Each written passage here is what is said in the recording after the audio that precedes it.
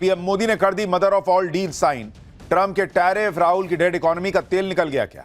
World order बदल रहा। Bharat EU की मेगा डील में ऐसा क्या है कि ट्रंप के लोग पैर पटकने लगे? कपड़ा, लेदर, सस्ती विदेशी गाड़ियां, मोदी की मेगा डील से भारत में क्या क्या बदल जाने वाला है, सबसे पहले यह कंप्लीट चैप्टर खोलने जा रहा हूं। नरेंद्र मोदी ने आज वो किया है जो दुनिया में कोई नहीं कर पाया।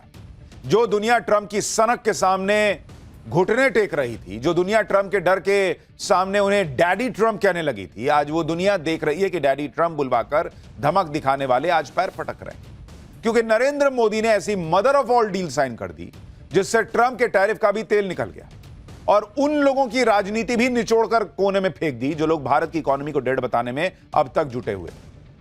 नरेंद्र मोदी ने आज यूरोप के देशों के साथ जो ट्रेड डील साइन की, उसकी दुनिया भर में चर्चा है बॉस। पूरी दुनिया इस पर बात कर रही है क्योंकि इस डील के साथ ही नरेंद्र मोदी ने वर्ल्ड ऑर्डर को बदलने की तरफ एक कदम और बढ़ा दिया। जो देश कल तक ट्रंप के आगे पीछे घूम रहे थे, वो सारे देश आज की डेट में भारत से सटने के लिए अलबलाए हुए हैं। वो सब नरेंद्र मोदी की लीडरशिप में भारत के साथ खड़े हैं, भारत को ही अपनी नैया पार लगाने वाला मान रहे हैं। नरेंद्र मोदी ने आज जो यूरोप के देशों के साथ मेगा डील की, उससे क्या क्या बदल जाने वाला है आज आपको विस्तार से बताऊंगा। यह भी बताऊंगा कि इस मेगा डील के बाद कपड़ा, लेदर से लेकर विदेशी गाड़ियां और क्या क्या सस्ता हो जाने वाला है। कैसे भारत की रॉकेट बनी इकोनॉमी अब ट्रंप के किसी टैरिफ से थामे नहीं थमने वाली, क्योंकि 27 देशों से एक साथ भारत की जो ट्रेड डील हुई है, 27 देश बॉस, एक दो नहीं, 27 देश, वो सबसे बड़ी डील कही जा रही है जो अब तक नहीं हुई। इससे पहले चीन ने आसियान देशों के साथ सबसे बड़ी ट्रेड डील की थी, लेकिन आसियान देशों में 10 देश शामिल थे, जबकि भारत ने एक साथ 27 देशों के साथ आज डील साइन की। 27 देशों ने एक साथ भारत के साथ ट्रेड डील की और यह भारत की आर्थिक ताकत को दिखाता है। कैसे पीएम मोदी ने इस ट्रेड डील से ट्रंप जैसों को तगड़ा जवाब दिया, भारत और ईयू की इस डील से क्या क्या बदलने वाला है, जो राहुल गांधी भारत की इकोनॉमी को डेड इकोनॉमी बताते थे, उनको कैसे झटका लगा है। जब मोदी ये डील साइन कर रहे थे, उस वक्त कांग्रेस पार्टी क्या कर रही थी, आप सुनेंगे तो शॉक्ड रह जाएंगे। भारत ने कैसे यूरोप के देशों की भी मदद कर दी है, आज ये भी आपको दिखाऊंगा। लेकिन पहले इस mother of all deal, mega deal का एक ट्रेलर देखिए।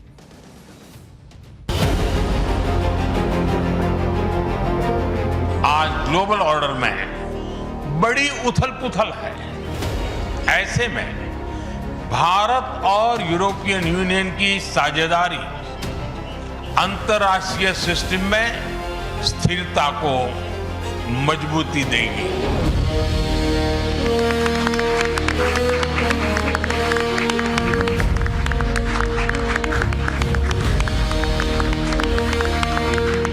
We did it. We delivered the mother of all deals. We are creating a market of 2 billion people, and this is the tale of two giants. I'm the president of the European Council, but I'm also an overseas Indian citizen.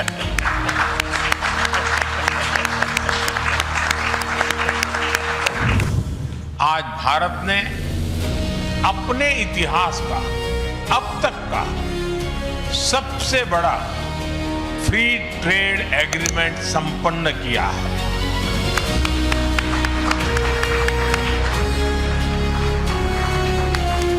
Thank you, sir.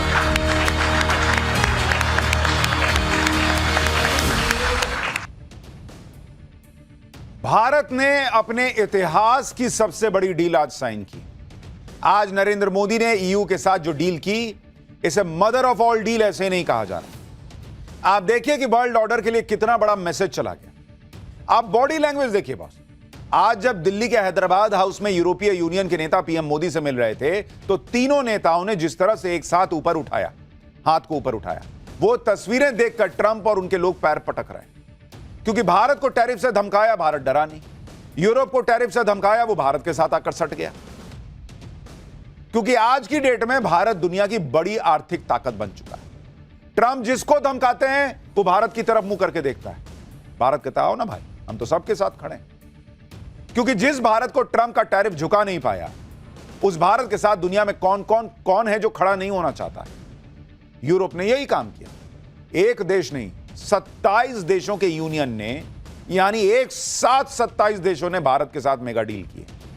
Trump जिस Europe की daily बेइज्जती कर रहे थे, उस Europe ने आज Trump को मुंहतोड़ जवाब दे दिया और दुनिया को यह मैसेज दे दिया कि दुनिया में सबसे भरोसेमंद पार्टनर कोई हो सकता है तो वो भारत है। फिल्मों में नहीं होता है, आप देखते हैं कि कोई विलन है जो सबको बुली कर रहा है और वो एक एक करके दोस्त जो हैं वो विलन के, वो हीरो के साथ आके सटने लगते हैं। आज की डेट में वो भारत जो है ना, वो नया, आज की डेट में वो हीरो जो है वो नया भारत है। फ्री ट्रेड एग्रीमेंट को लेकर पीएम मोदी ने कहा कि यह नए युग की शुरुआत है, भारत के इतिहास का सबसे बड़ा फ्री ट्रेड एग्रीमेंट। एक बार पीएम मोदी ने इसके बारे में क्या बताया, सुनिए। फिर इस डील में ऐसा क्या है जो भारत के लिए भी बहुत बड़ी बात है और 27 देशों को भी बहुत बड़ा फायदा पहुंचाने वाला है, उसके बारे में एक एक चीज बताऊं। पहले पीएम मोदी को सुन लीजिए। आज भारत ने अपने इतिहास का अब तक का सबसे बड़ा फ्री ट्रेड एग्रीमेंट संपन्न किया है। आज 27 तारीख है। ये सुखद संयोग है कि आज ही के दिन यूरोपियन यूनियन के 27 देशों के साथ भारत ये एफटीए कर रहा है। यह एक ऐतिहासिक समझौता हमारे किसानों, हमारे छोटे उद्योगों, इसके यूरोपियन मार्केट तक पहुंच आसान बनाएगा और वैश्विक स्तर पर सप्लाई चेन को मजबूत करेगा। यानी यह सिर्फ ट्रेड एग्रीमेंट नहीं है, यह साझा समृद्धि का नया ब्लूप्रिंट है। राष्ट्रों के संबंधों में कभी कभी ऐसा क्षण आता है जब इतिहास स्वयं कहता है, यहीं से दिशा बदली, यहीं से एक नया युग शुरू हुआ। भारत की और यूरोपियन यूनियन की यह ऐतिहासिक समिट वही क्षण है। प्रधानमंत्री नरेंद्र मोदी साफ कह रहे हैं कि यहां से दुनिया में वर्ल्ड ऑर्डर बदलने वाला है।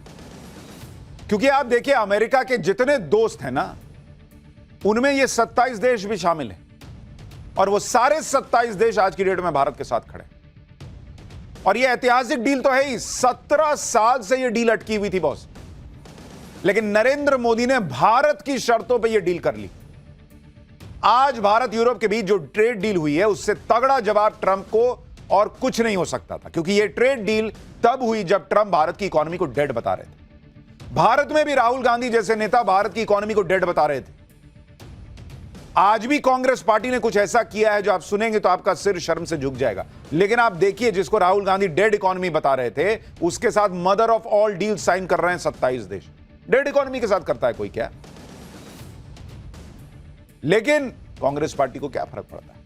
अमेरिका ने इस डील को लेकर कैसे यूरोप को कोसा है वो बताऊंगा, लेकिन पहले यह देखिए कि आंकड़ों के लिहाज से इस डील का दायरा कितना बड़ा है। यह डील करीब करीब 200 करोड़ लोगों को कवर करती है। भारत और ईयू ग्लोबल इकोनॉमी का 25% और ग्लोबल ट्रेड का 1/3 हिस्सा कवर करते हैं। इस डील से यूरोप की मार्केट में भारत के 99% एक्सपोर्ट को कम टैक्स या बिना टैक्स के एक्सेस मिल जाएगा। ईयू यानी यूरोपीय यूनियन के 144 सब सेक्टर्स हैं, जैसे IT, professional services, education services, इसका एक्सेस भी भारत को मिलेगा। समझौते के लागू होने के पहले 3 दिन से 3 लाख करोड़ के भारतीय एक्सपोर्ट पर टैरिफ को 10% से घटाकर 0 कर दिया जाएगा। रक्षा जरूरतों को पूरा करने के लिए भारत को ईयू के 13,50,000 करोड़ के सेफ फंड का भी फायदा मिलेगा। और इसमें एक बात और याद रखिए कि यह डील जिनके बीच हो रही है, दुनिया की दूसरी सबसे बड़ी इकोनॉमी और दुनिया की चौथी सबसे बड़ी इकोनॉमी के बीच डील हो रही है। इस डील से भारत में निवेश बढ़ेगा, नौकरियां बढ़ेंगी, प्रोडक्शन बढ़ेगा, मार्केट बढ़ेगा। यानी भारत की इकोनॉमी जो ऑलरेडी रॉकेट बनी हुई है, उसको और पंप मिलेगा बॉस। क्या क्या सस्ता हो जाएगा, क्या क्या फायदा आपको होगा, ये आगे बताऊं। लेकिन आप इस ट्रेड डील को लेकर यूरोप के नेताओं का रिएक्शन देखिए, उनकी बॉडी लैंग्वेज देखिए। ऐसा नहीं है कि खाली भारत को फायदा हो रहा, उनको भी पता है कि भारत ही दुनिया में एक उम्मीद की तरह है। आप यूरोपीय कमीशन की अध्यक्ष को सुनिए, वो इस डील को लेकर इतनी उत्सुक थी कि उन्होंने मकर संक्रांति का जिक्र करते हुए इस डील की टाइमिंग को बहुत शुभ बता दिया। सुनिए एक बार। We did it. We delivered the mother of all deals. We are creating a market of 2 billion people. And this is the tale of two giants, the world's second and fourth largest economies. Two giants who choose partnership in a true win-win fashion. A strong message that cooperation is the best answer to global challenges. 2 weeks ago, India marked Makar Sankranti. It's the beginning of Uttarayan, the sun's northward journey. From darkness to light, from stillness to growth, from what was to what can be. And that is what makes our summit so unique and timely. The time is right for renewal. यानी European union के नेताओं के लिए न सिर्फ ये एक deal है, बल्कि ट्रंप के खिलाफ उनकी भी महाजीत, क्योंकि ट्रंप तो यही समझ रहे थे कि उनके बिना यूरोप का काम ही नहीं चल सकता। ट्रंप तो अपनी सनक में इतना आगे बढ़ गए कि यूरोप को कुछ समझ ही नहीं रहे थे। कह रहे थे कि ग्रीनलैंड कब्जा लूंगा, धमकी दे रहे थे। यूरोप को इस मुश्किल वक्त में भारत का सहारा मिला। भारत से डील लॉक करके यूरोप ने बता दिया कि उसने अपने विकल्प खुले रखे। ट्रंप बार बार यूरोप को टैरिफ से डरा रहे थे, लेकिन यूरोप ने ट्रंप के टैरिफ का लोड ही नहीं लिया। ट्रंप तो यह चाह रहे थे कि यूरोपीय देश भी भारत पर टैरिफ लगा दें। यूरोप के देशों ने उल्टे भारत से सबसे बड़ा फ्री ट्रेड एग्रीमेंट करके ट्रंप को बता दिया कि यूरोप ट्रंप के इशारे पर नहीं चलेगा। इसके साथ ही यूरोप ने ट्रंप के डर से चीन की तरफ जा रहे देशों को भी संकेत दे दिया कि भारत कहीं ज्यादा भरोसेमंद पार्टनर है। और आप याद कीजिए कि हमने आपको जब डोनाल्ड ट्रंप ने टैरिफ लगाया था भारत पर, उसी वक्त पाठशाला में बताया था कि नरेंद्र मोदी सिर्फ कहते नहीं है, वो आपदा में अवसर तलाश लेते हैं। हमने आपको तब के पाठशाला के एपिसोड में बताया था कि नरेंद्र मोदी अलग अलग दरवाजे भारत के लिए कैसे खुल सकते हैं, उस पर काम करना शुरू कर चुके हैं। और उसी का नतीजा है आज ये डील। और इसलिए आप देखिए कि भारत और ईयू की इस डील से अमेरिका बुरी तरह चिढ़ गया। भाई उसको ऐसी आग लग गई, वो अपनी बौखलाहट छिपा नहीं पा रहा है, पैर पटक रहा है। अमेरिका इस डील के लिए यूरोप को कोस रहा है। अमेरिकी ट्रेजरी सेक्रेटरी स्कॉट बेसेंट कह रहे हैं कि ऐसी डील करके यूरोप अपने ही खिलाफ युद्ध को फंड कर रहा है। यानी अमेरिका खुद को खुद एक्सपोज भी कर रहा है इस भन्नाहट में, इस झन्नाहट में। तुम खुद कह रहे हो ना कि वो जो पेट्रोलियम प्रोडक्ट यहां आता है उसका रिफाइंड वर्जन यूरोपीय देश भी खरीदते हैं, तो उन पे क्यों नहीं टैरिफ लगाए थे तुम? खाली भारत पे क्यों लगाए? अमेरिका ठीक उसी टोन में बात कर रहा है जैसा वो चीन और भारत की दोस्ती को देखकर कर रहा था। जब पिछले साल पीएम मोदी चीन गए तो अमेरिका इसी तरह भारत पर हमले कर रहा था कि चीन तो दुश्मन है, भारत उससे हाथ मिला रहा है। इसी तर्ज पर अब अमेरिका यूरोप की खिंचाई कर रहा है। देखिए, अमेरिका इसलिए बौखलाया हुआ है क्योंकि ऐसी ही डील ट्रंप को भारत के साथ करनी थी, जिसके जरिए वो अमेरिका में ये डंका पीटते कि देखो मैंने भारत जैसे बड़े बाजार को अपनी डील में कवर कर लिया। लेकिन वो अपनी सनक और हनक में ऐसा कर नहीं पाए। अमेरिका से ट्रेड डील होने से पहले यूरोप से भारत की डील हो गई। आप सुनिए इस डील पर बोलते हुए पीएम मोदी ने कैसे इशारों में ही लेकिन अमेरिका को तगड़ा जवाब दिया। आज ग्लोबल ऑर्डर में बड़ी उथल-पुथल है। ऐसे में भारत और यूरोपियन यूनियन की साझेदारी अंतर्राष्ट्रीय सिस्टम में स्थिरता को मजबूती देगी। इस संदर्भ में आज हमने यूक्रेन, पश्चिमी एशिया, इंडो पैसिफिक सहित कई वैश्विक मुद्दों पर विस्तार से चर्चा की। मल्टीलेटरलिज्म और इंटरनेशनल नॉर्म्स का सम्मान हमारी साझी प्राथमिकता है। देखिए, प्रधानमंत्री मोदी ने इंटरनेशनल नॉर्म्स की बात की, जिसको डोनाल्ड ट्रंप ने जूते की नोक पे रखा हुआ, और वहीं से मैसेज दे दिया कि हमारे लिए इंटरनेशनल नॉर्म्स मायने रखता, हमारे लिए दूसरे देश भी मायने रखते हैं। हम अमेरिका की तरह नहीं है कि खाली अपना अपना अपना अपना देख लिया। आप यह भी देखिए कि भारत ने ईयू के साथ डील करके कैसे बांग्लादेश के साथ भी खेल किया। दरअसल अभी बांग्लादेश की टेक्सटाइल इंडस्ट्री यूरोप में बहुत ज्यादा यूरोप में बहुत ज्यादा एक्सपोर्ट करती है, लेकिन अब भारत के प्रोडक्ट्स जब बिना टैक्स के यूरोप के मार्केट में एंट्री मारेंगे तो बांग्लादेश के लिए संभलना मुश्किल हो जाएगा। अभी यूरोप में भारत के टेक्सटाइल एक्सपोर्ट्स पर 12 से 16% का टैरिफ लगता है, जबकि बांग्लादेश और वियतनाम जैसे देश ट्रेड एग्रीमेंट के जरिए टैरिफ से बच जाते हैं। लेकिन अब भारत का टेक्सटाइल एक्सपोर्ट भी कंपटीशन की रेस में आ जाएगा। केंद्रीय मंत्री पीयूष गोयल ने बताया कि भारत का टेक्सटाइल एक्सपोर्ट 64,000 करोड़ रुपए से बढ़कर करीब 3 लाख करोड़ रुपए का हो सकता है। साफ है कि जब यूरोप में भारत का टेक्सटाइल एक्सपोर्ट बढ़ेगा तो उससे बांग्लादेश जैसे देशों को सीधा नुकसान होगा, और बांग्लादेश की इकोनॉमी टेक्सटाइल इंडस्ट्री पर बहुत ज्यादा निर्भर है। उसमें भी पेच ये है कि बांग्लादेश की टेक्सटाइल इंडस्ट्री का ज्यादातर रॉ मटेरियल भारत से आता है। बांग्लादेश के पास सस्ती लेबर है, भारत से अच्छा और सस्ता रॉ मटेरियल मिल जाता है, लेकिन अभी बांग्लादेश की टेक्सटाइल इंडस्ट्री में उथल पुथल मची हुई। बांग्लादेश टेक्सटाइल मिल्स एसोसिएशन ने आरोप लगाया है कि भारत के ड्यूटी फ्री कॉटन की वजह से उनकी डोमेस्टिक मार्केट तबाह हो रही है। बांग्लादेश के टेक्सटाइल मिलर्स का दावा है कि उनके पास करीब 10,000 करोड़ रुपए की कीमत का स्टॉक पड़ा है जो बिक नहीं रहा। बांग्लादेश में 50 मिल बंद हो गई, गैस शॉर्टेज की वजह से दिक्कत हो रही है, जिस वजह से बांग्लादेश के मिल मालिक देशव्यापी हड़ताल की धमकी दे रहे हैं वहां पर, और इस वजह से बांग्लादेश के 10 लाख वर्कर्स पर असर पड़ेगा। और खेल कर लो कट्टरपंथी, एक डील से देखिए कितनों का तेल निकल रहा है। मदर ऑफ ऑल डील से यूरोप और भारत की मार्केट गदगद है। मार्केट प्लेयर इस डील को लेकर बहुत पॉजिटिव है। इस डील का क्या असर होगा उसको लेकर रुझान आने शुरू हो गए। आज ही federation of European business in India's की बिजनेस सेंटिमेंट सर्वे 2026 की रिपोर्ट आई। सर्वे में 95% यूरोपीय कंपनियों ने माना है कि वो अगले 5 साल में भारत में अपना कारोबार बढ़ाने वाले हैं। सर्वे में 90% कंपनियों ने कहा कि भारत में उनका कारोबार प्रॉफिट में चल रहा है। सर्वे में 78% कंपनियों ने भारत में नौकरियां बढ़ने की बात कही है। 120 यूरोपीय कंपनियों पर यह सर्वे किया गया था। इसमें automotive, energy, digital and pharmaceutical sector की कंपनियां शामिल थी। यानी भारत में नौकरियां बढ़ेंगी, भारत में लोगों का निवेश बढ़ेगा, कंपनियों का निवेश बढ़ेगा। और इसलिए मैं कह रहा हूं कि भारत की इकोनॉमी जो दुनिया में फास्टेस्ट ग्रोइंग इकोनॉमी है, सोचिए उसकी गति और कितनी तेज होगी। भारत ईयू की डील से किस राज्य को, किस सेक्टर में फायदा होगा वो भी आपको बताता हूं। ऐसा नहीं है कि कुछ राज्यों को फायदा होगा। इस डील से भारत को 6,40,000 करोड़ का एक्सपोर्ट का बूस्ट मिलेगा।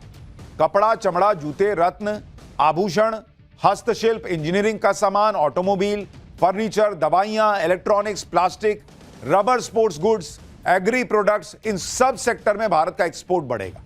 इस डील से भारत के इंजीनियरिंग गुड्स को $2 ट्रिलियन वाली इंडस्ट्रियल मार्केट का एक्सेस मिल जाएगा।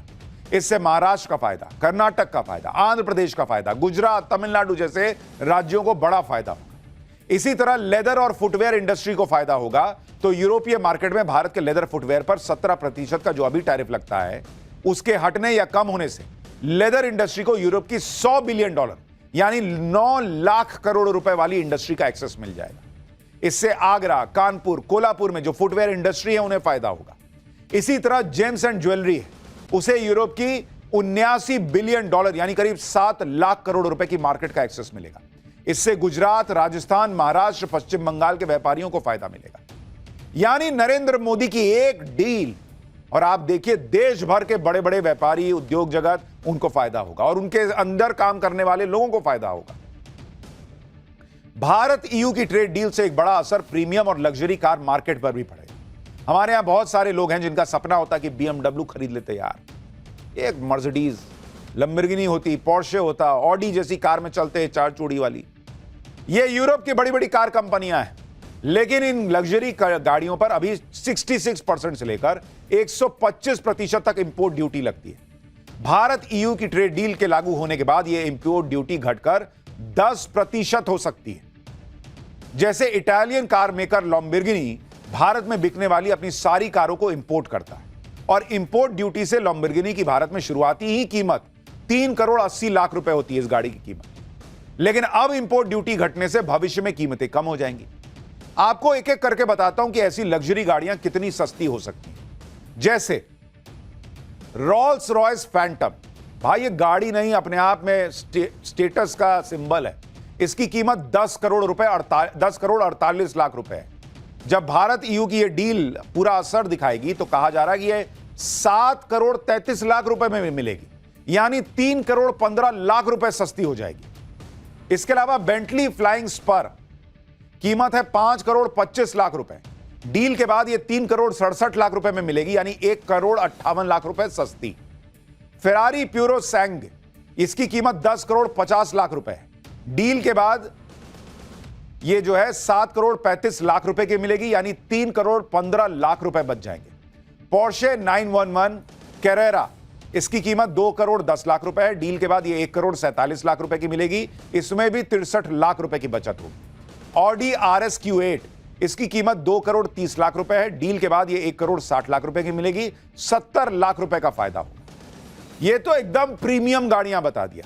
इसके अलावा आप देखिए जिन कारों की कीमत कम हो जाएगी उनमें ऑडी RS Q8 है, जिसकी कीमत 2 करोड़ 30 लाख रुपए है। डील के बाद ये 1 करोड़ 60 लाख रुपए की मिलेगी, 70 लाख रुपए का फायदा। BMW M4 कॉम्पिटिशन, इसकी कीमत 1 करोड़ 55 लाख रुपए है। डील के बाद ये 1 करोड़ 8 लाख की मिलेगी, 47 लाख रुपए सस्ती हो जाएगी। Volkswagen की गोल्फ GTI, इसकी कीमत है 52 लाख रुपए। डील के बाद ये घट के 36 लाख की हो जाएगी, 16 लाख रुपए सीधा कम हो जाएगी कीमत। स्कोडा ऑक्टिविया VRS, इसकी कीमत 58 लाख रुपए है। डील के बाद ये 40 लाख 50 हजार की मिलेगी, कहा जा रहा है 17 लाख 50 हजार इसमें भी बच जाएंगे। तो जो बड़ी बड़ी गाड़ियां हैं उनमें लाखों की बचत होने लग जाएगी। इन लग्जरी गाड़ियों में एक नाम मर्सिडीज का भी है। हालांकि मर्सिडीज का कहना है कि मर्सिडीज बेंज इंडिया की 90% सेल भारत में बने मॉडल की होती है, सिर्फ 5% सेल यूरोप से इंपोर्ट होने वाले मॉडल्स की होती है। इसलिए अभी निकट भविष्य में कीमतें घटने की उम्मीद नहीं है, यह मर्सिडीज की गाड़ियों के लिए। कंपनी ने कहा कि इस डील से भारत के ऑटोमोटिव सेक्टर में टेक्नोलॉजी और इनोवेशन को बढ़ावा मिलेगा। डील से भारत को फायदा होगा, नए बाजारों में अवसर मिलेंगे, द्विपक्षीय व्यापार को बढ़ावा मिलेगा और रोजगार के अवसर पैदा होंगे। इस मेगा डील से यूरोप से आने वाली इंपोर्टेड वाइन, विस्की और बियर भी सस्ते होंगे। अभी भारतीय यूरोपीय वाइन पर करीब 150% टैरिफ लगता है। डील के लागू होने से टैरिफ 120% तक कम हो सकता है। इससे फ्रांस की जानी मानी शैंपेन सस्ती हो जाएगी। इस तरह से स्पिरिट्स पर 150% टैरिफ लगता था, जो घटकर 40% लगेगा। इससे स्वीडिश एब्सोल्यूट वोडका और फ्रांस की ग्रे ग्रूज स्पिरिट सस्ते हो जाएंगे। बियर पर 110% टैरिफ लगता था, जो अब 50% हो जाएगा। इससे बेल्जियन बियर, होगार्डन, डच बियर, हेनिकन सब सस्ते हो जाएंगे। अब इस खुशी में आज ही लगा मत लीजिएगा कि भाई सब सस्ता हो रहा है, लेकिन आप देखिए कि मतलब ये तो चलिए क्या क्या हो रहा है बताना तो आपको बताया, लेकिन ओवरऑल आप देखेंगे तो भारत की इकोनॉमी को बूस्ट मिलेगा। वर्ल्ड ऑर्डर में भारत का रुतबा बढ़ रहा है, भारत का कद बढ़ रहा है और भारत अपने हिसाब से चीजें कर रहा है, क्योंकि भारत ने इस पूरी डील में अपने किसानों के हित से कॉम्प्रोमाइज नहीं किया। 17 साल से डील लटकी थी। नरेंद्र मोदी ने जैसे ट्रंप को कहा कि ना बॉस ये नहीं होगा कि किसानों के साथ समझौता करेंगे, वही ईयू को भी कह दिया। लेकिन आज की डेट में भारत की इतनी जरूरत है यूरोपीय यूनियन को कि सब तैयार हो गए। लेकिन ऐसे वक्त में भी आप देखिए कि जिस वक्त भारत में सबसे बड़ा फ्री ट्रेड एग्रीमेंट चल रहा था, जिस वक्त विदेशी नेता आकर भारत की इकोनॉमी की तारीफ कर रहे थे, ठीक उसी वक्त कांग्रेस यह बताने में लगी थी कि भारत की इकोनॉमी तो डेड है, इकोनॉमिक ग्रोथ का डेटा फर्जी है। आज ही जब Narendra Modi mother of all deal sign कर रहे थे, आज ही कांग्रेस ने एक प्रेस कॉन्फ्रेंस की और भारत के आर्थिक डेटा पर आप सवाल उठा दिए। यह आरोप लगाया कि मोदी सरकार अर्थव्यवस्था के डेटा जो दे रही है वो गलत है। कांग्रेस के रिसर्च डिपार्टमेंट ने एक एनुअल रिपोर्ट जारी की जिसका टाइटल था इन equality on the rise, welfare in retreat, real estate of economy 2026। Congress नेताओं का कहना है कि महंगाई बढ़ रही है, जीडीपी गिर रही है। सुनिए कांग्रेस के नेता क्या क्या कह रहे थे। ये जो नंबर्स, जो आंकड़े सरकार आपके सामने रख रही है, खास करके जीडीपी के, ये लोगों की जिंदगी से अलग हैं, उनसे विपरीत हैं, उनके अनुभव के विपरीत हैं। यही कारण है या अलग अलग कारण है कि आईएमएफ ने भारत के नेशनल अकाउंट्स को सी ग्रेड दिया है। आप देखिए बॉस, जिस वक्त भारत ऐतिहासिक डील साइन कर रहा है, उस वक्त कांग्रेस प्रेस कॉन्फ्रेंस करके यह आरोप लगा रही है कि अरे ये तो डेटा ही गड़बड़ है। सोच रहे हैं आप कोई ऐसा करता है कि इधर डील साइन होने वाली है और आप ये दिमाग में किसी के भर रहे हैं कि अरे ये क्या साइन कर रहे हो, तो सब गड़बड़ मामला है। और यूरोपीय यूनियन में 27 देश हैं जो जिनके साथ आज डील हो रही है, वो सब मूर्ख हैं, उनको कुछ नहीं समझ में आता। इन्हीं को सब समझ में आ रहा है। इस देश के लोगों को नहीं समझ में आता जो नरेंद्र मोदी को चुन रहे हैं, इनको समझ में आता है। ये हाल है कांग्रेस का। एक तरफ ऐसे समय में ये पॉलिटिक्स कर रहे हैं जिस समय दूसरे देशों के नेता ट्रेड डील करने भारत आए हुए, जिस समय भारत की आर्थिक ताकत का लोहा दुनिया मान रही, दूसरे देशों के नेता खुलकर भारत की तारीफ कर रहे हैं, भारत के साथ रिश्तों में गर्व महसूस कर रहे हैं। आज भारत और यूरोपीय यूनियन के बीच जब डील हुई तो सब लोग उस वक्त हैरान रह गए जब यूरोपीय परिषद के अध्यक्ष एंटोनियो कोस्टा ने अचानक अपनी जेब से कार्ड निकाल दिया और कहने लगे कि मेरा तो भारत के साथ कनेक्शन है, परिवार का गोवा से कनेक्शन है, क्योंकि उनके पिता का जन्म गोवा में हुआ था। कोस्टा ने कहा कि वो यूरोपीय परिषद के अध्यक्ष हैं, लेकिन वो एक ओवरसीज इंडियन सिटीजन है। आप देख रहे हैं नए भारत की ताकत, लोगों को अपने आप को भारतीय बताने में गर्व महसूस होता है। देखिए वहां क्या हुआ है। I'm the president of the European Council, but I'm also an overseas Indian citizen.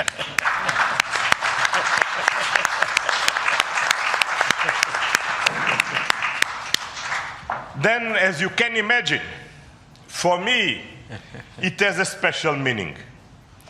I'm very proud of my roots in Goa, where my father's family came from. And the connection between तो भारत ने एक और मील का पत्थर जो है वो हासिल कर लिया है। Mother of all deals sign हो चुकी है। लेकिन प्रधानमंत्री नरेंद्र मोदी के लिए एक नई चुनौती भी सामने खड़ी और वो चुनौती घर के अंदर है। इच्छा मृत्यु से लेकर सड़क पर भयंकर बवाल तक यूजीसी के नए नियम पर महासंग्राम छिड़ रहा है। पीएम मोदी क्या नियम बदल देंगे? कुमार विश्वास से लेकर साधु संत, छात्र, पब्लिक, सवर्णों को टारगेट करने वाले यूजीसी नियम के खिलाफ कौन कौन आ गया? यूजीसी के नए कानून को लेकर ऐसा गुस्सा बीजेपी के नेताओं के साथ अब वो हो रहा जो किसी ने सोचा ना था। अब इसका चैप्टर देखिए। यूजीसी के मामले में कल तक जो भयंकर बवाल चल रहा था वो आज की डेट में ऐसा बवंडर बन चुका है जो अब किसी के रोके रुकने वाला नहीं है। कल हमने पाठशाला में इसके डिटेल के बारे में आपको बताया कि कैसे ये नियम सामान्य वर्ग के बच्चों के भविष्य का एक तरीके से गुड़गोबर कर देगा, उसको खतरे में डाल देगा, तबाह कर देने जैसा है। और यह भी बताया था कि जो नरेंद्र मोदी हिंदू एकता की बात करते हैं वो कभी ऐसा होने नहीं देंगे।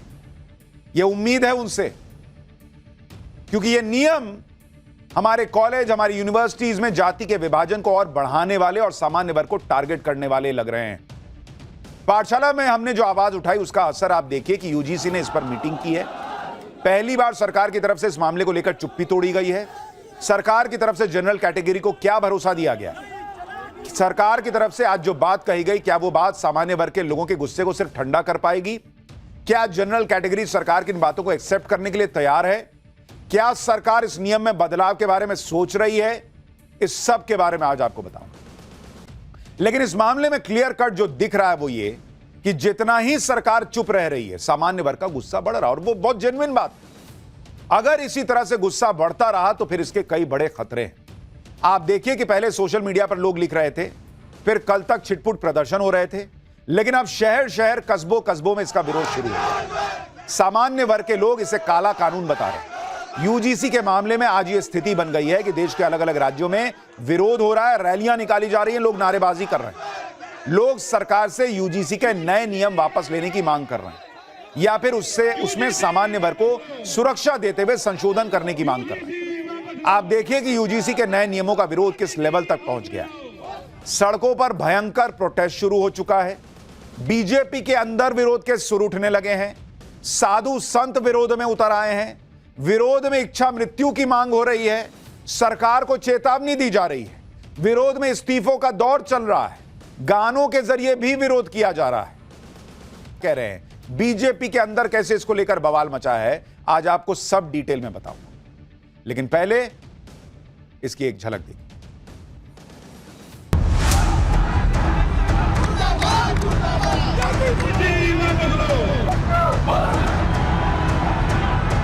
यूजीसी ने कुछ गलत नहीं किया। किसी को उत्पीड़न होने नहीं दिया जाए, कोई भेदभाव नहीं होगा।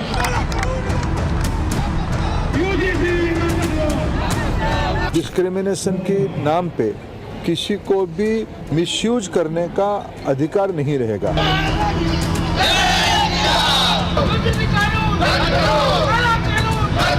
क्या जनरल सवर्ण के लोग, क्या ST SC OBC पे अत्याचार, सवर्ण छात्रों को अभी से अपराधी घोषित कर दिया गया है।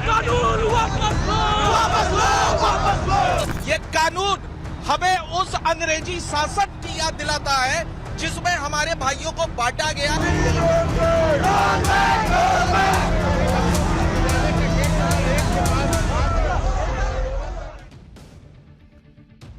यूजीसी के नए नियमों को लेकर कैसे कोहराम मचा हुआ है वो आप देखिए कि जो बात सोशल मीडिया से शुरू हुई थी वो अब सड़कों पर जबरदस्त तरीके से दिख रही है। लखनऊ यूनिवर्सिटी के बाहर सैकड़ों छात्रों ने प्रदर्शन किया। इस दौरान पुलिस ने उन्हें रोकने की भी कोशिश की, लेकिन छात्र बैरिकेडिंग फांदकर यूनिवर्सिटी के गेट तक पहुंचे।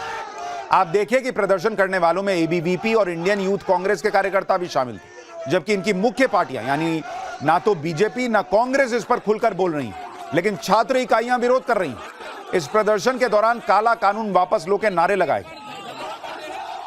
इसी तरह से ग्रेटर नोएडा में भी यूजीसी के नए नियमों के विरोध में करनी सेना ने कलेक्ट्रेट पर जोरदार प्रदर्शन किया। इस प्रदर्शन में कई किसान संगठन और सवर्ण समाज के संगठन शामिल हैं। कुशीनगर में भी विरोध प्रदर्शन हुआ। प्रदर्शन कर रहे लोगों का कहना था कि यूजीसी के नए नियम समाज के एक बड़े वर्ग के हितों के खिलाफ हैं। अलीगढ़ में यूजीसी के विरोध में राष्ट्रवादी छात्र संगठन ने जिला मुख्यालय पर प्रदर्शन किया। इस दौरान प्रदर्शनकारियों ने यूजीसी का पुतला फूंका। राष्ट्रवादी छात्र संगठन ने 2027 में चुनाव बहिष्कार का ऐलान कर दिया। यूपी के सोनभद्र में भी यूजीसी के नए नियम के विरोध में कलेक्ट्रेट परिसर में नारेबाजी हुई। एक युवक ने खून से लिखा पत्र जिलाधिकारी को राष्ट्रपति के नाम से सौंप दिया।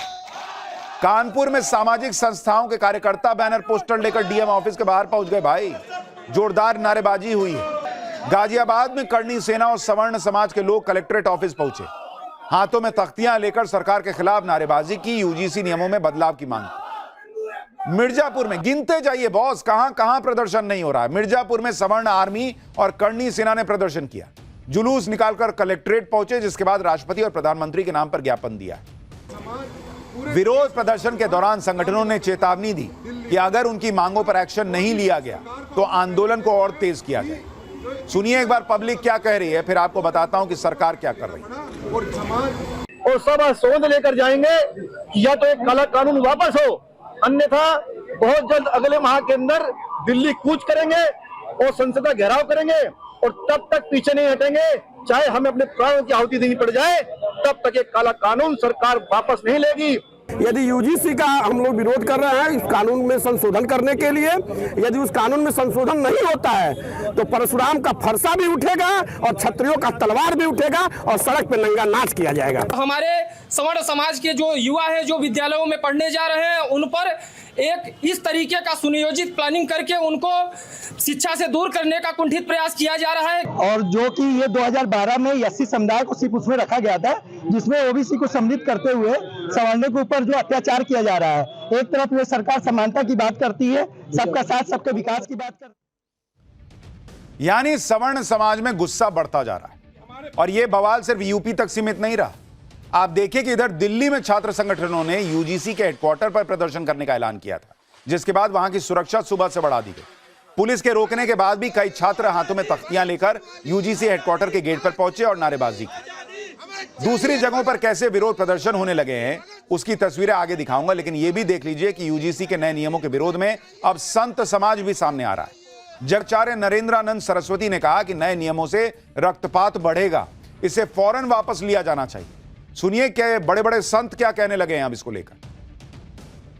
या तो यूजीसी के नए नियमावली को आप वापस करिए या मुझे इच्छा मृत्यु की अनुमति प्रदान करिए, क्योंकि यूजीसी की नई नियमावली से देश के 35% सवर्णों के बच्चों को बेगुनाह होने पर भी फंसाया जाएगा। कोई झूठा आरोप लगाएगा तो भी उसको पता लगने पर भी कि झूठा आरोप लगाया है उसके ऊपर कोई कार्रवाई नहीं होगी, जिससे रक्तपात बढ़ेगा, बेगुनाहों का हत्याएं हो सकती है और जब न्याय नहीं मिलेगा, झूठा आरोप लगाएंगे। नेपाल या बांग्लादेश की स्थिति भारत में न निर्मित हो, ये छात्र आक्रांता ना हो, इनके साथ न्याय हो, इसलिए तत्काल यूजीसी के इस एक्ट को समाप्त करें।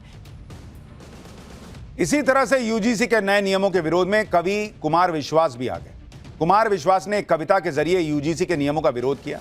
कुमार विश्वास ने स्वर्गीय रमेश रंजन की एक कविता शेयर की जो कुछ इस तरह थी कि चाहे तिल लो या ताड़ लो, चाहे तिल लो या ताड़ लो राजा, राई लो या पहाड़ लो राजा, मैं अभागा सवर्ण हूं, मेरा रोया रोया उखाड़ लो राजा।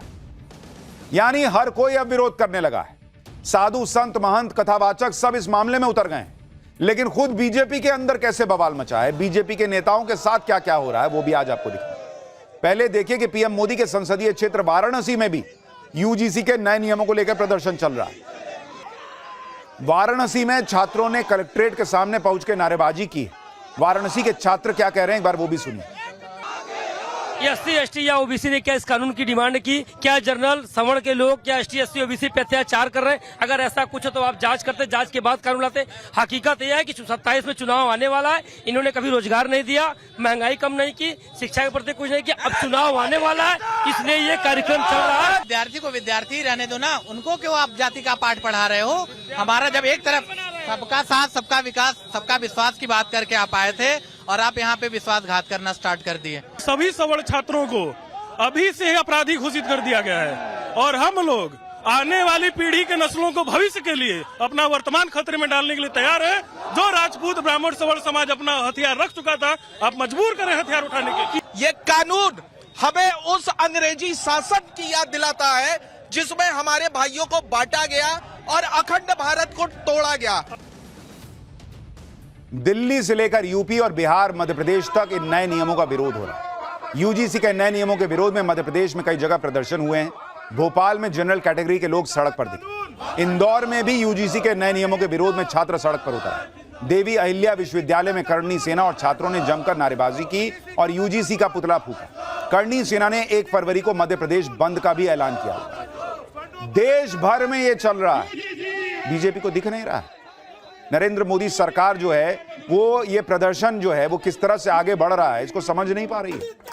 उधर पटना में भी यूजीसी के नए नियमों ने हंगामा मचा रखा है। नए नियमों के लागू होने से कॉलेज कैंपस में क्या क्या बदल जाएगा, इसकी चर्चा हो रही है। पटना के छात्र क्या कह रहे हैं, सुनिए एक बार। जो जहां पर जिसका ज्यादा आबादी रहता है, ठीक है ना, वो हल्का फुल्का भेदभाव होता है, ये हम मानने में कोई गुरेज नहीं है, ठीक है ना, होता है। और इसमें संशोधन की आवश्यकता है। इसमें जो जनरल कैटेगरी के बच्चे हैं, जब उनके साथ शोषण होगा तो वो किसके पास कंप्लेन करेंगे, किसके पास कंप्लेन करेंगे, ये भी मुद्दा है। हम जब भी दोस्ती करते तो कभी आपस में कोई जाति ये सब पूछते नहीं थे, पता भी नहीं चला कि मेरा दोस्त कौन सा जाति का है, ना कभी मैंने उसे कभी पूछा, है ना। लेकिन अब ऐसा लग रहा है कि ये कानून आने से समान वर्ग के जो छात्र रहेंगे, है ना, वो थोड़ा सा दोस्ती करने में या फिर कुछ बोलने से, है ना, परहेज करेंगे या फिर सोचेंगे। ये मेरे दोस्त है, दोनों जनरल से आते हैं और हम ओबीसी से आते हैं, लेकिन ऐसा कुछ भी भेदभाव, रहन सहन, साथ में हम लोग बैठते हैं, खाते हैं, पीते हैं। लेकिन ये यूजीसी बिल आने के बाद थोड़ा हो सकता है इन लोगों के भी मन में आएगा मेरे प्रति कि आगे चल के कुछ होगा तो हम इसके अगेंस्ट यूज कर सकते हैं, इसका मिसयूज किया जाएगा फ्यूचर में। आप देख रहे हैं जो बात हमने पाठशाला में कही थी वही छात्रों के अंदर उठ रही है कि भाई सामान्य वर्ग के छात्र जो है वो अब थोड़ा दूरी रखेंगे कि भाई पता नहीं कल को क्या हो जाए। ओबीसी वाले को लगेगा कि पता नहीं मेरा दोस्त मुझ पे विश्वास करता है कि नहीं करता है। आप कर क्या रहे हैं बॉस? छात्रों के बीच में ये दूरी बढ़ा रहे हैं न्याय के नाम पर। ये कौन सा न्याय है? और दो ही चीज तो कही जा रही है कि जनरल कैटेगरी को भी शामिल कीजिए कि उसके साथ भी गलत हो सकता है, और जो भी झूठी शिकायत करे उसके खिलाफ कोई सजा का प्रावधान कीजिए, चाहे कोई करे, ओबीसी वाला करे या जनरल वाला करे, दोनों को सजा दीजिए। इसमें क्या ऐसी तूफानी चीज मांग ली गई है जो मौजूदा सरकार को समझ में नहीं आ रही है कि भाई ये कर देना चाहिए तुरंत। यूजीसी के नए नियमों के विरोध में खाली पब्लिक प्रोटेस्ट नहीं कर रही है, बीजेपी के नेता भी यूजीसी के विरोध में सड़क पर उतर रहे हैं। प्रयागराज में बीजेपी के कार्यकर्ता अपनी सरकार के विरोध में सड़क पर उतर गए। बीजेपी युवा मोर्चा के पूर्व महामंत्री शिवम मिश्रा ने तो यहां तक कह दिया कि अगर कानून वापस नहीं लिया तो आमरण अनशन पर बैठेंगे। यूपी के ही बदायूं में बीजेपी नेता प्रदर्शन कर रहे हैं। बीजेपी के कई नेताओं ने सवर्ण समाज के लोगों के साथ मिलकर जागरूकता रैली निकाली, नारेबाजी की। बीजेपी के नेता अलग अलग तरीके से नए नियमों से का विरोध कर रहे हैं। बीजेपी नेताओं के साथ वो हो रहा है जो किसी ने सोचा नहीं होगा। ये रायबरेली की तस्वीर देखिए जहां बीजेपी नेता रमेश बहादुर सिंह और गोरक्षा दल अध्यक्ष महेंद्र पांडे ने बीजेपी के सवर्ण समाज के नेताओं को चूड़ियां भेजी। इन दोनों ने बीजेपी के सवर्ण नेताओं को चूड़ियां भेजकर अपना विरोध दर्ज कराया। यूजीसी के नए नियमों के खिलाफ बीजेपी के नेता कार्यकर्ता इस्तीफा भी दे रहे हैं। कल लखनऊ मंडल में बीजेपी के 11 पदाधिकारियों ने इस्तीफा दिया था। आज भी इस्तीफों का दौर जारी रहा। रायबरेली में बीजेपी किसान मोर्चा के मंडल अध्यक्ष श्याम सुंदर त्रिपाठी ने इस्तीफा दे दिया। श्याम सुंदर त्रिपाठी ने कहा कि नए नियम घातक और विभाजनकारी हैं। मंडल अध्यक्ष श्याम सुंदर त्रिपाठी ने पीएम मोदी को पत्र लिखकर अपना इस्तीफा दिया है। आगरा में बीजेपी नेता जगदीश पचौरी ने खून से पीएम मोदी को चिट्ठी लिख दी, सरकार से नए नियमों पर फिर से विचार करने की अपील की। यानी आप देखिए कि यूजीसी के नए नियमों का विरोध अलग लेवल पर जा रहा है। कोई खून से चिट्ठी लिख रहा है, कोई इच्छा मृत्यु की मांग कर रहा है।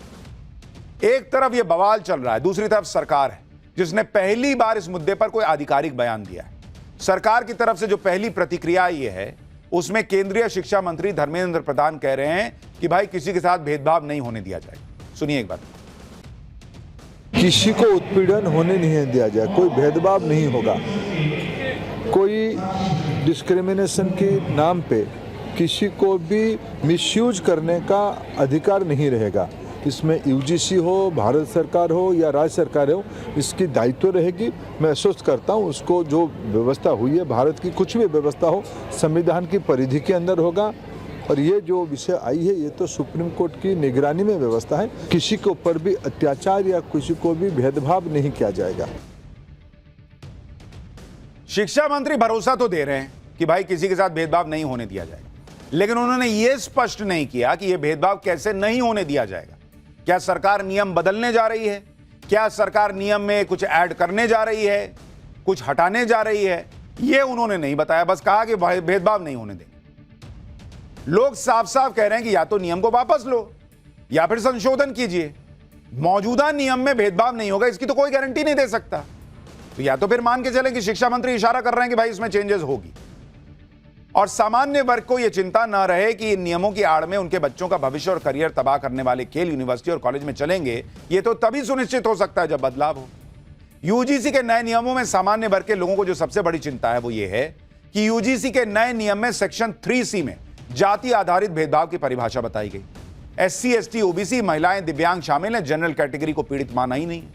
जनरल कैटेगरी को सिर्फ आरोपी माना जा सकता है। झूठी शिकायत पर सजा का प्रावधान नहीं है। 24 घंटे में कार्रवाई के नियम का गलत इस्तेमाल होने की आशंका है। इक्विटी कमेटी में जनरल कैटेगरी का प्रतिनिधित्व अनिवार्य नहीं है। कमेटी के फैसले एक तरफा होने की आशंका बढ़ जाती है। कॉलेज या संस्थान का हेड ही सजा पर फैसला लेगा। नियम तोड़ने पर कॉलेज की ग्रांट और मान्यता रद्द करने का प्रावधान है। ऐसे में सजा के डर से कॉलेज सही फैसला ले पाएगा या नहीं ले पाएगा, यह सवाल है। नए नियमों पर यूजीसी एक्ट 1956 के दायरे से बाहर होने का आरोप है। यूजीसी एक्ट एकेडमिक मानकों तक सीमित है। इसमें जातीय भेदभाव या उत्पीड़न पर नियम बनाने की बात ही नहीं है।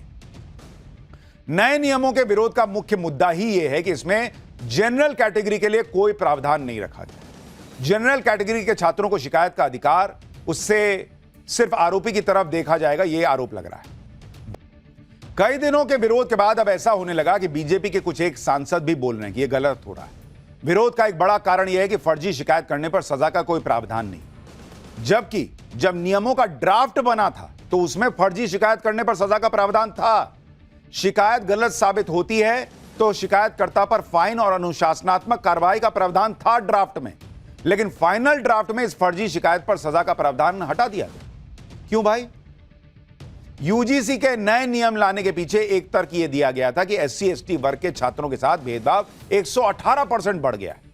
118% बढ़ना सुनने में बहुत ज्यादा लग रहा है, लेकिन अगर आप देश में मौजूद कॉलेज, यूनिवर्सिटी के साथ इसकी तुलना करेंगे तो तस्वीर अलग है। देखिए, कोई ये नहीं कह रहा कि SC, ST वर्ग या OBC वर्ग के जो भाई बहन हैं उनको प्रोटेक्शन ना मिले, ये कोई नहीं कह रहा। लेकिन क्या रियलिटी है और उसमें क्या जनरल कैटेगरी नहीं होना चाहिए, उनको प्रोटेक्शन नहीं मिलना चाहिए, यह सवाल है। 2019 से 2024 के बीच अगर आप देखेंगे, जो SC, ST से भेदभाव की शिकायत है, भेदभाव की शिकायत वो कितनी मिली भाई? उसकी संख्या कितनी है कॉलेजेस में जो मिली है? उसकी संख्या है 1160 शिकायत मिली, ठीक है। और ये सारी शिकायतें कितने कॉलेज और यूनिवर्सिटीज में सामने आई? यूनिवर्सिटी है 704 और कॉलेज हैं 1553। यानी अगर आप देखें तो 5 साल में कुल 2257 कॉलेज और यूनिवर्सिटी, इन दोनों को जोड़ दीजिए तो 2257 कॉलेज और यूनिवर्सिटी में 1160 शिकायत आई है। अगर आप औसत निकालिएगा तो 5 साल में प्रति कॉलेज एक शिकायत भी नहीं आई है बॉस, एक शिकायत भी नहीं। और यह वहां पर है जहां पर SC ST के हितों की रक्षा के लिए कमिटीज बनी हुई। 5 साल में पर कॉलेज एक शिकायत भी नहीं है। तो फिर आपने किस आधार पर यह मान लिया बॉस कि जनरल कैटेगरी वाले जो है उसको वही प्रताड़ित कर रहा है और उसको प्रोटेक्शन की कोई जरूरत नहीं है, सारे प्रोटेक्शन की जरूरत SC ST OBC को है। लेकिन जिस तरह से OBC को भी इसमें रख दिया गया है उसने विवाद को ज्यादा भड़का दिया। आप देखिए कि किसान नेता राकेश टिकैत ने इस पर सवाल उठा दिया कि OBC को इसमें रखा क्यों। इससे तो कॉलेज यूनिवर्सिटीज के कैंपस में झगड़ा और बढ़ जाएगा। मोदी सरकार पूरे घटनाक्रम पर नजर बनाए हुए UGC के नए नियमों को लेकर जिस तरह से बातें की जा रही हैं उस पर सरकार जल्दी ही बड़ा कदम भी उठा सकती है, कहा जा रहा है कि मोदी सरकार जल्दी ही UGC के नए नियमों के बारे में पब्लिक को डिटेल जानकारी देगी। सरकार का मानना है कि बजट सत्र से पहले विपक्ष इस मुद्दे पर सामान्य वर्ग को गुमराह कर रहा है। सरकार का यह भी कहना है कि नए नियमों का किसी भी तरह का दुरुपयोग बर्दाश्त नहीं किया जाएगा। UGC की तरफ से भी नए नियमों को लेकर स्पष्टीकरण दिया जा सकता है जिससे नए नियमों को लेकर जो गलतफहमी फैलाई जा रही है उसे दूर किया जा सके। अब सवाल यह है कि ये जो स्पष्टीकरण UGC को देना है उसके लिए UGC कोई मुहूर्त देख रहा है क्या? सरकार को अगर लगता है कि विपक्ष गुमराह कर रहा है तो उनके लोग आकर सच्चाई क्यों नहीं बता देते कि नहीं ये गलत हो रहा है। मामला सुप्रीम कोर्ट तक में चला गया और आप कह रहे हैं कि गुमराह किया जा रहा है। ये इतने सारे लोग सब गुमराह हो रहे हैं तो आप गुमराह होने क्यों दे रहे हैं? सरकार को गंभीरता से इस बात को समझना चाहिए कि जैसे कांग्रेस ने यह मान लिया था कि अरे मुस्लिम वोट मेरे से कहां जाएगा, वैसे ही अगर बीजेपी ये माने बैठी है कि अरे अपर कास्ट का वोट कहां से जाएगा, सामान्य वर्ग का वोट कहां से मेरे पास से चला जाएगा। तो ये गलतफहमी नहीं रहनी चाहिए और वोट की भी बात नहीं है, ये न्याय की बात है जो सबको मिलना चाहिए। खैर, पाठशाला में अब अगला चैप्टर। भिखारी पाकिस्तान को बड़ा झटका। पीएम मोदी की 3 घंटे वाली सीक्रेट मीटिंग ने मुनीर शहबाज की कमर कैसे तोड़ दी। पैसे के लिए पाकिस्तान ने बांग्लादेश को कौन सा धोखा दे दिया कि हर जगह थू-थू हो रही है। अब इसका चैप्टर। सबसे पहले बात पीएम मोदी की जो ग्लोबल डिप्लोमेसी है जिससे पाकिस्तान को बड़ा झटका लगा है उसके बारे में बात करता हूं, क्योंकि आप देखिए कि एक तरफ तो बात चल रही थी कि पाकिस्तान की जो खस्ता हालत है उसमें वो अपनी एयरलाइन और दूसरी सरकारी कंपनियां बेचने पे तुला हुआ है। मुनीर और शहबाज को लग रहा था कि उसके एयरपोर्ट को UAE खरीद लेगा, लेकिन दिल्ली में पीएम मोदी से सिर्फ 3 घंटे की मुलाकात के बाद जब UAE के राष्ट्रपति वापस लौटे तो UAE ने साफ कह दिया कि हमको पाकिस्तान का एयरपोर्ट नहीं चाहिए। दरअसल अगस्त 2025 में UAE और पाकिस्तान के बीच इस्लामाबाद एयरपोर्ट के ऑपरेशन को आउटसोर्स करने की डील हुई। इस डील के तहत इस्लामाबाद एयरपोर्ट का पूरा मैनेजमेंट UAE को सौंपा जाना था। पाकिस्तान में इस डील को गंभीर आर्थिक संकट के बीच बड़े निवेश और एक्सपर्टीज का सौदा माना जा रहा था, लेकिन अब UAE ने इस डील से पूरी तरह किनारा कर लिया है, जो भिखारी पाकिस्तान पर UAE के घटते भरोसे को भी दिखाता है। UAE के साथ इस डील के कैंसिल होने पर पूरे पाकिस्तान में चर्चा हो रही है कि जिस दिन UAE के राष्ट्रपति पीएम मोदी से मिलकर गए उसी दिन पाकिस्तान के साथ खेला हो। सुनिए कैसे पाकिस्तान की पब्लिक और मीडिया अपनी ही सरकार को कोस रही। For more of such videos, do like, share and subscribe to ET Now Swadesh.